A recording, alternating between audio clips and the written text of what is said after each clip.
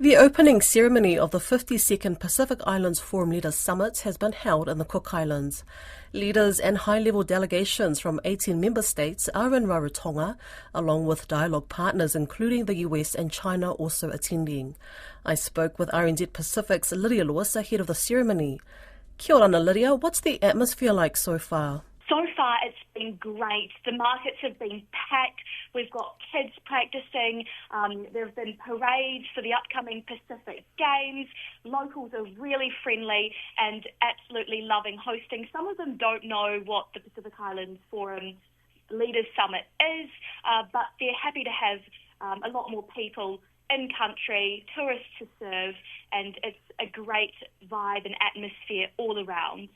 The former chair of the forum, Sitivini Rambuka, flew in at midnight last night with 6 other leaders and high-level delegations. What was the reception like? The leaders were greeted with a large crowd full of members of the Fijian community who are currently living here in the Cook Islands and working. They told me the arrival of their Prime Minister to the Cook Islands was really just long overdue. Fiji's Prime Minister Sitivini Rambuka landed last night at midnight, obviously to attend the Pacific Islands Forum Leaders meeting, which has kicked off Monday local time, which is today as I'm speaking now. We've also got the opening ceremony today, which the children are going to be performing, who I mentioned earlier, who have been practicing really hard. But I really want to make a note that the Fijians really turned out last night. It was midnight and there were around 100 people there. Mamas, children, they were singing. It was absolutely beautiful. One Fijian community representative told me that there are several issues that he hopes to raise with the Prime Minister, including visas to New Zealand and Australia. And this is a contentious issue and one that the leaders, particularly the Tongan leader, Huakava Meiliku, hopes to raise with Australia and New Zealand as well on the visit. So this was an inaugural flight, the first Fiji Airways flight. It was a charter flight, though, that arrived last night.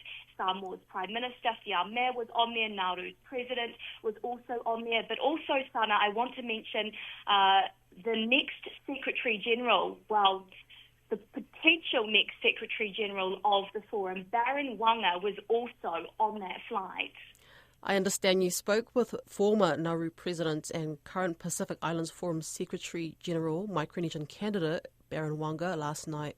The first ever interview since the announcement of his candidacy. That's right. While the leaders were being welcomed by the traditional dancers, Waqa walked in the dark through the domestic arrivals area because he's not a head of state, so he wasn't a part of the official welcome. I snapped a picture of him snapping a picture of the official welcome. And when he got through the domestic terminal, as soon as he walked out, I said hi and he walked over to me and I interviewed him. He told me when I questioned him about the critics, because obviously there's been a lot of contention around his appointment, he said that the critics just want to spoil things. Here's a little snippet of the interview that I did with Baron Waqa. It's already been decided, and we leave that to the leaders. What do you say to all of the critics? Oh, that's unfounded. They just want to spoil things, you know. What are your hopes for the forum? Well, we need to get everyone together, reunited and refocus again. There's so much to be done. There are accusations that he received bribes in a case that still remains open, but he still remains on track to be the next Secretary-General of the largest regional grouping of the Pacific Islands Forum. But a lot can happen in 24 hours or even an hour.